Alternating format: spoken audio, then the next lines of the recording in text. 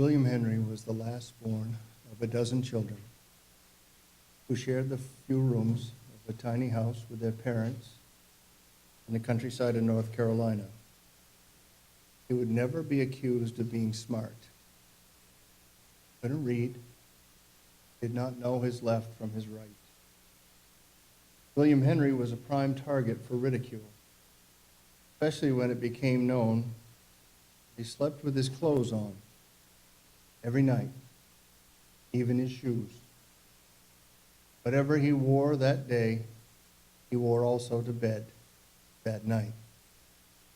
Now that seems strange. We can understand someone maybe being too tired to change into pajamas, assuming that they have some. But wearing street clothes to bed and shoes, that doesn't make sense to most of us.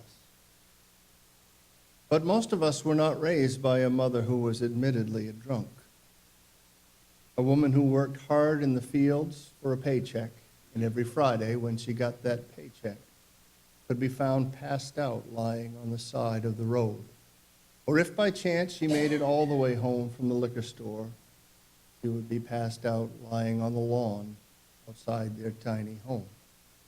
And most of us did not have a dad who, after a night of hard drinking, would regularly barge into his house where his children lay sleeping, grab his gun and begin shooting, yelling and cursing for everyone to get out of his house. Cold outside at 2 a.m., North Carolina in the winter, and after a few bouts of standing in the woods for hours in his underwear, waiting for his father to calm down and go to sleep, little William Henry thought it would be prudent for him to sleep with his clothes on, even his shoes. See, he wasn't dumb after all. His parents were so wrapped up in themselves, they never bothered to teach him anything. It's Father's Day today, and if I were to ask you, what is a father's primary role in the family, how do you think you would answer? That if you've read the sermon title, if you paid attention to the scripture as it was being read this morning, you know where I'm going with this. But if you were born after the Industrial Revolution, and all of you were, you might be a little conflicted, because for as long as most of us can remember, the expected and accepted role of a father in a family has been that of provider. It has been Dad's job to go off and earn the money. And the lion's share of the domestic duties have fallen to the moms, including raising children. Even if mom goes off to work too, that seems to be the case. Consequently, men are frequently judged. They judge themselves and they judge other men against the measuring stick of how well they provide for their families. And a guy might think that he's doing a good job as long as he's bringing home a decent paycheck. And of course, it is important for that dad to bring home the paycheck to support the family that he has helped to create. But that is only one of his roles, and it is not his primary role. Not the most important thing that a father does or can do. The first thing a father must do, and I'm assuming that he loves the Lord, the first thing a father must do is to be a good husband to his wife. The best way to be a good parent is to be a good spouse. The best way to be a godly parent is to be a godly spouse. So the first thing a father must do is to be a servant to his wife. It is to love her sacrificially, just as Christ loved the church and gave himself up for it. And then in regard to the family, to his children, his primary role is to teach. It is a father's job to teach. It is not his job exclusively, of course. Both parents are responsible for raising their children. Both parents are necessary to raise the children, both because of their unique contributions that they bring to that family unit, and also simply because pragmatically raising children is hard work, and it's not something that one person can really handle alone.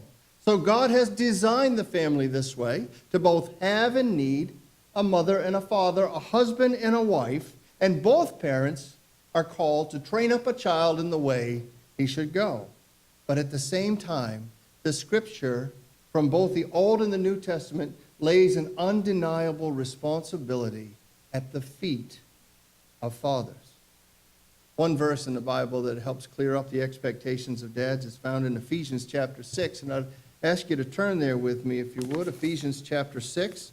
We're going to look just at one verse out of Ephesians chapter 6. While you're turning there, let me give you a little bit of background. The book of Ephesians, written by the Apostle Paul to the church at Ephesus.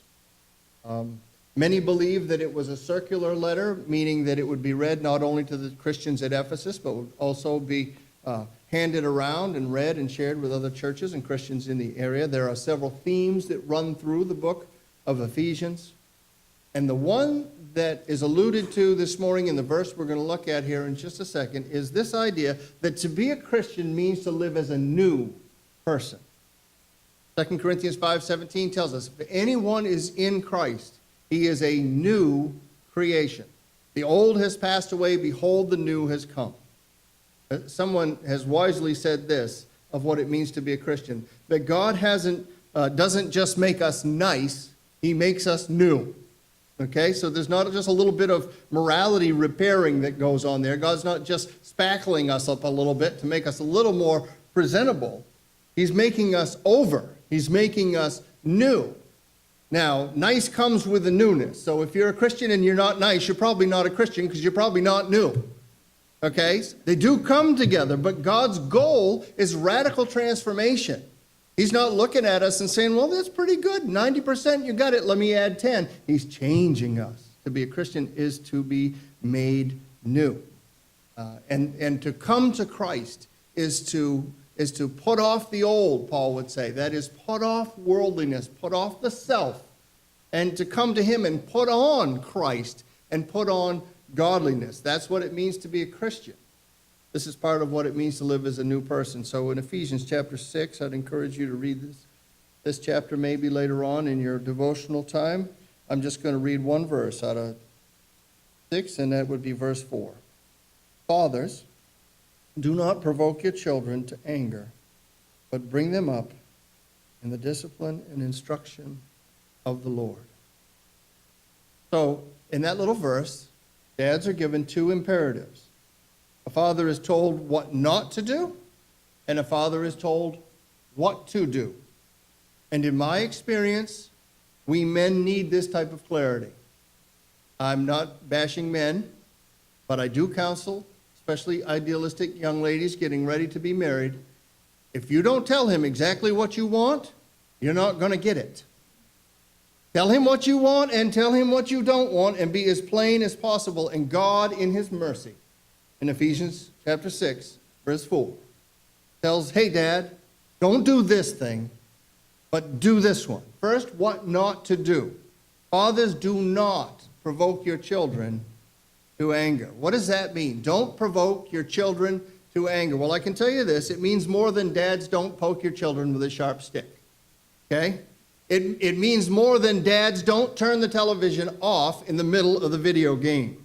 All right? Some translations say, fathers, don't make your children angry, but that's too general. That's not right. You know why? Because in setting healthy boundaries and setting limits for our children, there are going to be times when, as dads, we are doing the right thing. And you know what happens? It makes our kids angry. So this isn't some kind of general rule that you can never make your kid angry. It's not saying to dads or moms, for this matter, that you have to tiptoe all around your children's sensibilities and that you can never tell them no. That's not what it's saying. But what it is telling us here is to fathers, you might get away with this, but don't do it. Do not dismiss your children. Do not behave in ways that will harm them emotionally.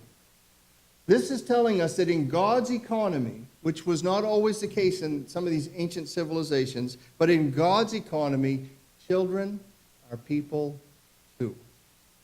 They are people whose thoughts and feelings are to be taken into consideration whose thoughts and feelings are greatly impacted, probably more than us parents realize, greatly impacted by their parents' behavior. Now, what makes a child angry? Well, there's lots of reasons, and I'm not talking about temper tantrum angry. We all have experienced that have had children. I mean angry at heart, resentful, bitter, angry. Kids become angry for lots of reasons. Let me just offer a few. They become angry when we put more on them than they are equipped in their tiny frames to handle. When our expectations of them are too high, when we are harsh with their failures, when we are quick to point out their faults. Children like us become angry if they sense that they're not important, if they feel that they're being treated unfairly, unjustly. I'm sure you've noticed this about children. They have an amazing sense of justice. And one of the favorite things they say is, "It's not fair." Children become angry when their sense of justice is violated. They can become angry if they sense that they are not appreciated, or if any of the actions of a parent would lead them to believe or feel that they are not. I've worked, many of you know this, in social services for a lot of years, and I've known a lot of angry kids. And I've read a lot of records, and I've had a lot of conversations, and I know a bit about what makes these kids that way.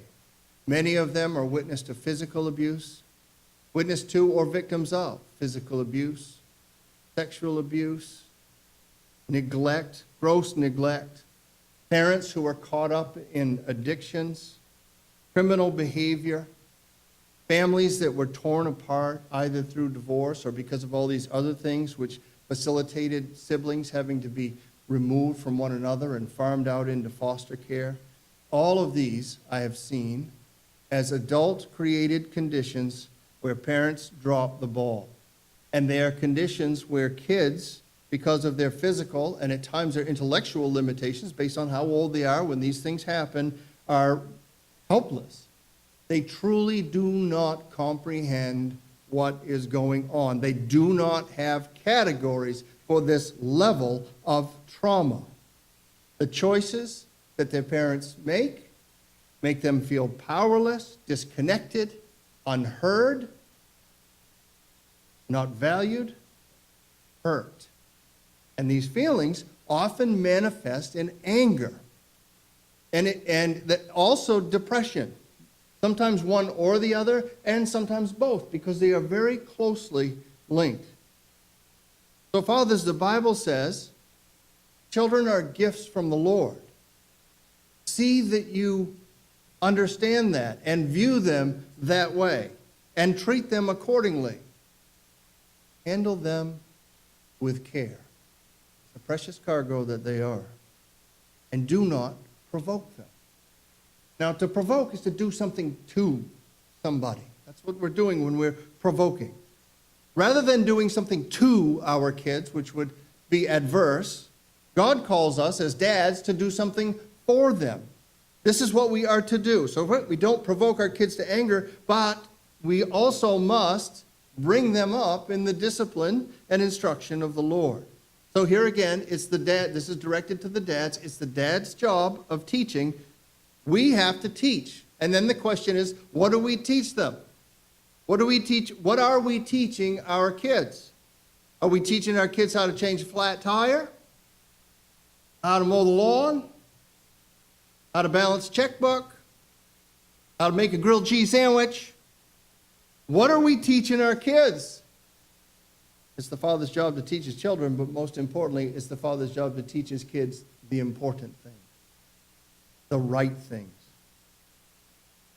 Don't teach some of this other stuff at the exclusion of the important things and the right things. And what are the important things and the right things? Well, the Bible describes it with that little phrase, in the instruction and the discipline of the Lord. It is the father's job to teach his children the right thing. Little William Henry had a dad who didn't teach him about Jesus. Taught him that the world was a hostile place He taught him that he could trust no one. He taught him he ought to sleep with his shoes on. You know something? In a way, we are always teaching our kids something. Always. With our words, with our actions, we are sending a message. What is the message? Is it consistent with the discipline and instruction of the Lord?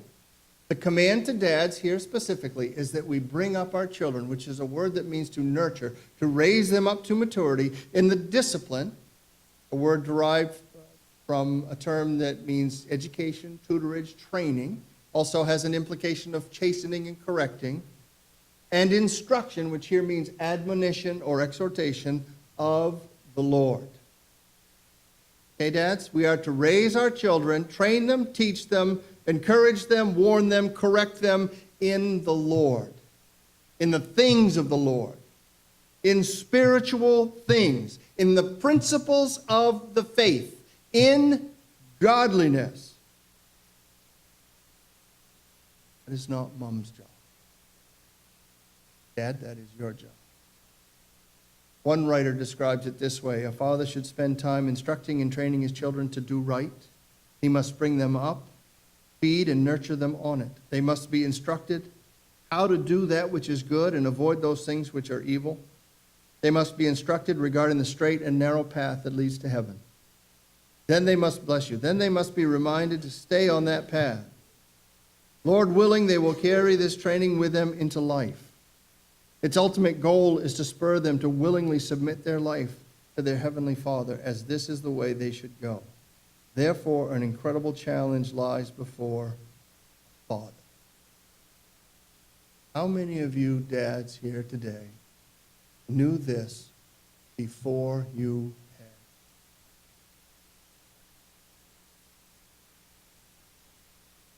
I wish I understood this better when my boys were growing. I wish I knew what my job was. I wish I knew that the challenge of fatherhood was more than providing a home, making a living, and trying to keep my kids out of jail. I wish I knew better what my job was. I think I could have done a better job with that, and I don't want you to misunderstand. I love my boys. I'm proud of the men that they have become, but I surely could have done a better job by them in this area. I think a lot of dads feel the way that I do. We wish we had known what it looks like. Not to be a father who was a Christian. I think this is kind of where it's easy to get confused. Not to be a father who was a Christian and hope that somehow, by osmosis, some of this Christian fairy dust will sprinkle onto our children, and they'll become like us. We don't want to push it down their throats. Religion is a private matter. Whatever lie we might have bought or however we might have practiced our faith, still being Christian and thinking that will be enough. If they see me do this, if they watch me do that, that's going to be okay. I wished I'd known then. And some of you are young and you have young families. Praise the Lord. You can know it now what your job is. Not just to be a father who is a Christian, but to be a Christian father. To cast the model of Scripture in front of your children. Not the world and not the family tradition that you came from. And I'm not trying to be critical anyway. I own this. I think a lot of us guys, I can just speak for me, have these kids and don't have a clue and say, oh my goodness, I'll just do what I've seen done and pray that what we've seen done and what we experienced ourselves was right. I've never been more overwhelmed in my life except for the day they handed me my first son, Tim. And I went, and I knew then I was in for it. I don't know what to do. And I like to read, but there's not a good book for this that I know of that's going to answer all the questions. Well, there is a good book for that. I just didn't know parts of it. The Bible tells me how to be a dad. God has given us a charge. God has given us a precious charge for our children. And the job, by divine decree, is ours. As one person observes, he did not give it first to the mother. He did not give it to the daycare. He did not give it to the babysitter. He did not give it to the nanny. He did not give it to the grandparents, nor did he give it to the church, the school, or the youth program. He gave it to the Father. How many of us dads were willing to let prayer be the thing that mom does? Biblical instruction, the thing that mom does with it. Going to Sunday school, the thing that mom does with it. Worship, the thing that we're too busy for because we've got to get a second job and we've got to provide. Fathers will bear the accountability, the consequence for failing to carry out the charge, or the reward for doing so. But the charge is non-negotiable and plain: to raise up our children in the discipline and instruction of the Lord. Now, to fulfill that charge that God has given us as a parent implies a few things. One, it applies that we are present, that we are around. We cannot do this if we are not involved deeply in every step of our children's lives. And dads in particular, we have to be careful not to allow work, which is the duty to provide, that a lot of us were raised up on and thought that's what it means. We actually have to be careful not to allow the duty to provide to take over or to interfere with the importance of our presence, which is the duty to teach. And we should also be honest here, why not? A lot of times, men can feel more competent or appreciated in the work environment or among friends than they do at home. And so it's a natural thing for some simply to work because that's where we are important and that's where we are lauded and that's where we get our affirmation. And when I come home and I've got a wife I don't understand and these kids running around and I don't know what to do with them, I'm out of here. Just saying that happens, or it can happen. And of course that's quite self-serving. For us to shy away from things that we don't feel adequate to do, especially when the Bible commands us to do them, such as child rearing. It's easy for us to let work or play keep us from teaching our children the way we ought, even justifying that, especially if we've bought into the idea that our job is to provide. And then on top of the idea that our job is to provide, we adopt a mentality that says something like this: well, I work hard, so I deserve to play. We're not reading that in Ephesians. God wants you to enjoy this life. He also wants you to fulfill all your responsibilities. So we have to be intentional here, Dad, to spend time with our families, to be present for our families. Secondly, to raise up a child in the discipline and the instruction of the Lord implies that we will know the discipline and instruction of the Lord ourselves. We can't possibly teach our children something that we do not know. So we have to be open ourselves to the discipline and to the instruction of the Lord. We have to sit under that word. And we have to be students of that word. And fathers, this is where the church can help. This is where this church can help. The worship, the fellowship, the service opportunities at United Baptist Church, each of those will help to strengthen you, to equip you, to build you up so that you can do your job as a man and your job as a dad. Make worship a priority for your family. Don't make it that thing that your wife is bothering you to do.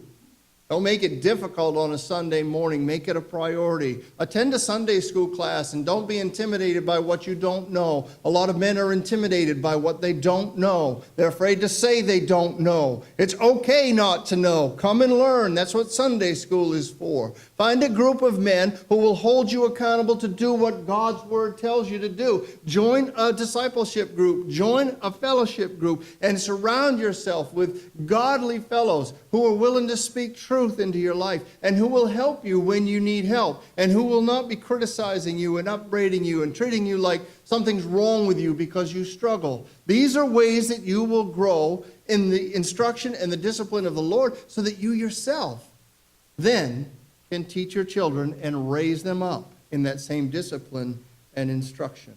There's all kinds of ways for you to do this, and I encourage you to consider them all and think it through.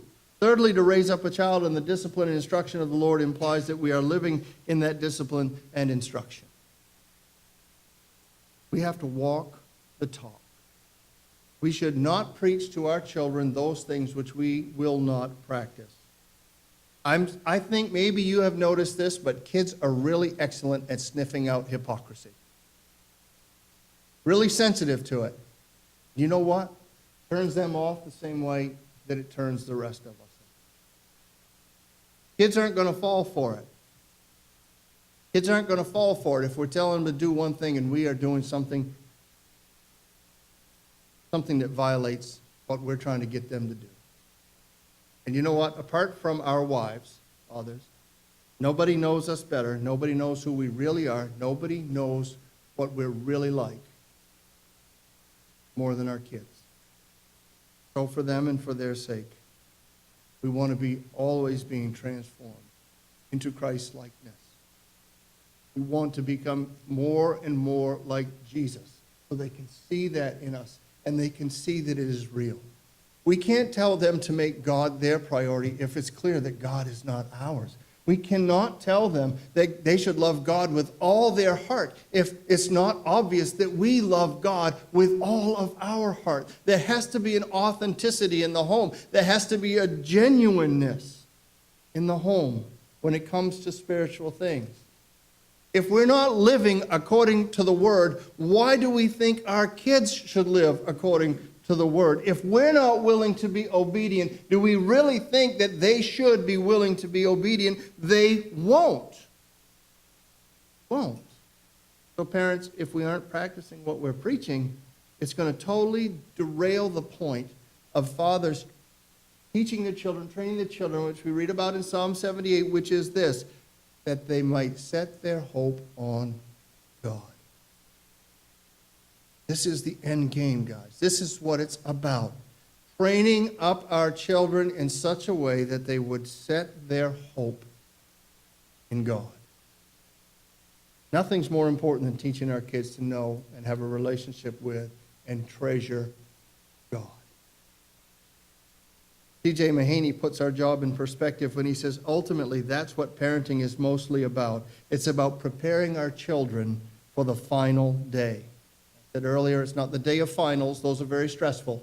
The final day. All parenting is ultimately a preparation for that day when your child will stand before the judgment seat of Christ and give an account. Are your kids ready for that day? Are you making them ready for that day? Are you ready for that day? Friends, if our kids know God, if they have a relationship with Him, if they are saved by Christ, if they are walking with Him, they are equipped to handle anything this world will throw at them. They will be able to live well. Isn't that what you want, Dad? To know that your kids, Mom, you want the same thing, to know that your kids are well. They will be able, because of their relationship with God, to live well. And you know what? They'll be able to live well, prayerfully, long after you're not around to protect them or advise them or bail them out of their trouble. Fathers, the statistics say that you'll be leaving this earth before your children.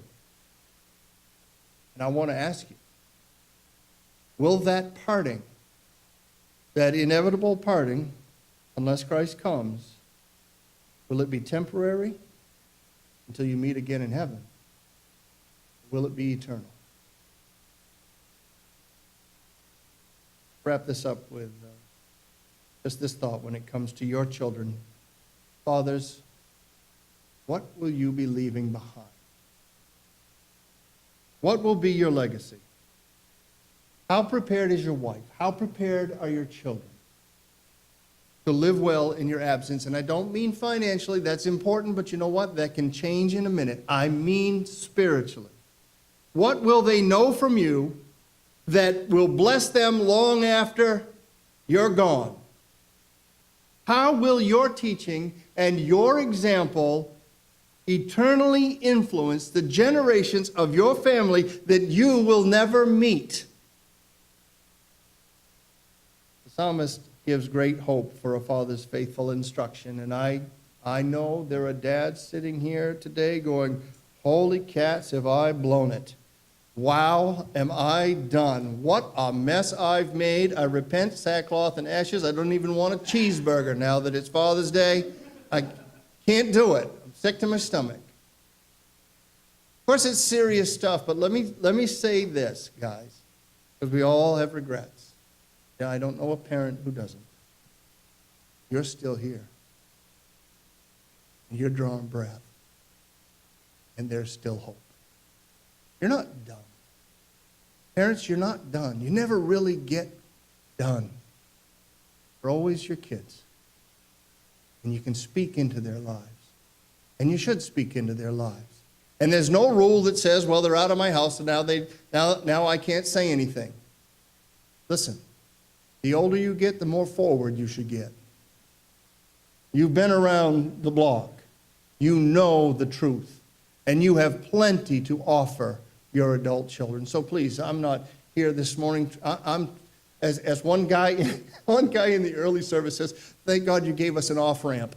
I was thinking, I'm not trying to give anybody an off-ramp. I'm just trying to tell the truth. But you can influence your kids. Now it's not over. It's not done. Could we maybe done things different, better? Of course. But listen, the Bible gives great hope for a father's instruction. And if you are here today and you come from maybe a line of fathers who were not godly, who didn't teach you about God, the psalmist gives hope today that you might be the one that breaks that cycle. You might be the one that puts your family on a path of eternal blessing. What the word says, because he, God, established a testimony in Jacob and appointed a law in Israel, which he commanded our fathers to teach to their children, that the next generation might know them, the children yet unborn, and arise and tell them to their children, so that they should set their hope in God, and not forget the works of God, but keep his commandments, and that they should not be like their fathers, a stubborn and rebellious generation. Maybe you come from that stubborn and rebellious generation. Maybe for a long time you lived that way. Some of you guys here, you were late to the party. You never even became a Christian until your children were out of the house. Maybe you're from that, but this is all about changing it so that you won't be and your kids won't be like that anymore. Because when it's all said and done, there is nothing more precious that we can pass down to our kids than the knowledge and the promise of eternal life in Jesus Christ. Shared in our words, showed in our lives, as we teach them always to set their hope in God, both for their immediate present and their eternal future. The Apostle Peter, as he was preparing to depart this world, ready to be martyred for his faith in Jesus, wrote, I think it right, as long as I am in this body, to stir you up by way of reminder, since I know that the putting off of my body will be soon, as our Lord Jesus Christ made clear to me. And I will make every effort so that after my departure, you may be able at any time to recall these things. I think it right, as long as I'm in this body, to stir you up by way of reminder. Peter's a good spiritual father. I think it's right, too, because he's saying, listen, everybody, I'm going to provoke you in a good way. I'm going to stir you up. I'm going to rouse you to things that are important. I'm going to share the truth with you. I'm going to talk to you about who I am and what I know through Christ, so that you can recall it, so that you will know it, so that you will remember it, because I'm not going to be here forever. The truth is, our life is a gift, but none of us knows how long we'll have it, do we? So dads, teach your children while you can the things that they will need and the things that they will lean on when you're gone. You know by now I'm not much of a movie watcher. If I do watch a movie, it's likely to be one of those really stupid movies, like Dumb and Dumber or Johnny English.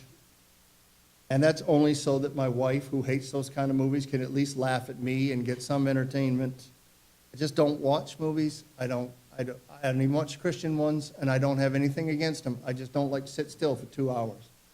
Okay? I don't watch a lot of movies, but I will tell you, years ago, there was a series of movies out that I rather did enjoy. And that was the Indiana Jones Chronicles. Okay? I don't want you to judge me this morning, all right? I don't know why I liked them, but I do. I still do. In one particular salient scene, Indiana Jones, most of you know, played by Harrison Ford, finds himself on a Nazi tank fighting the consummate bad guy while the tank is moving at a high rate of speed and very soon is going to plummet over a massive cliff. Indy's father, played by Sean Connery, and Indy's friend, Marcus, are watching this whole drama unfold. You should know this. It seems, from what I've observed, that Indy and his dad never really got along too well. That they didn't have a great father-son relationship. His father was rigid. His father was academic. His father was demanding. And Indy, even as an adult, couldn't seem to ever please his dad. He just couldn't seem to do the right thing. He couldn't make the right decision. He never seemed to be able to measure up to his father. And so Indy and his dad, they didn't have a great relationship. They squabbled a lot. And neither of them seemed particularly happy with the other. They got along and there was some affection there, but it wasn't all warm and fuzzy, and some of you can relate to that, right? So as the scene unfolds, one expects this predictable good guy, bad guy encounter is going to come to the close that we're all used to. The good guy jumps out of harm's way at the last moment, and the bad guy stays with the tank, and he goes over the side, and he crashes, and he burns, and he goes to hell. That is not what happened. At least that's not what appeared to happen. There is no last-minute bailing out. Indy and the bad guy in the tank go over the cliff. And the tank bounces down the cliffside and erupts in a great explosion at the bottom. And Sean Connery rushes to look down at the burning wreck. He realizes his son is gone. And it hits him. This surly perfectionist realizes all at once and too late what really matters. And he's in disbelief. And he stammers, "Oh God, I've lost him. And I never told him anything. This wasn't ready, Marcus. 5 minutes would have been enough." I know it's a movie. But it happens a lot that we lose people without telling them we should have told them. Fathers, what are you telling your children? What are you teaching your children? Do not wait until you're ready. You may never be. And you don't have to be ready to obey the Word of God.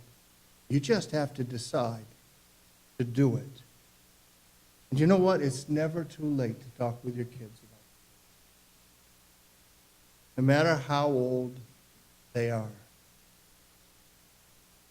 It's your job. Your job, dear. And the Lord bless you.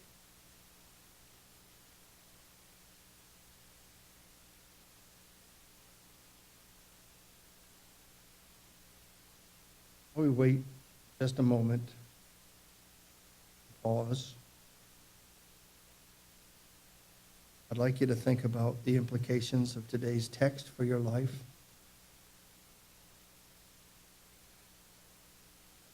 Dads especially, take inventory. How are you doing in these areas? Moms, I'd like you to take inventory also, and I'd also like you to take inventory of your husbands.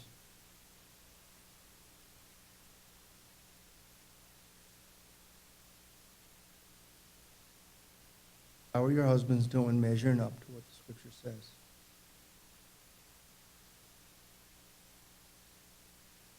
Brave conversations may be necessary. You might have to hold somebody to account, and I want to encourage you to do exactly that because too much is at stake not to. You think about your lives, you may see that a reordering of priorities is in order. And I encourage you to take the step to order your lives aright because there's too much at stake for you not to. God rewards obedience. God doesn't tell us to do things unless they're good for us and they bring him glory. So be brave. Be parents. Let's stand and sing together. Our concluding hymn, if you're looking at hymnal list number 404, 404, Faith of Our Fathers.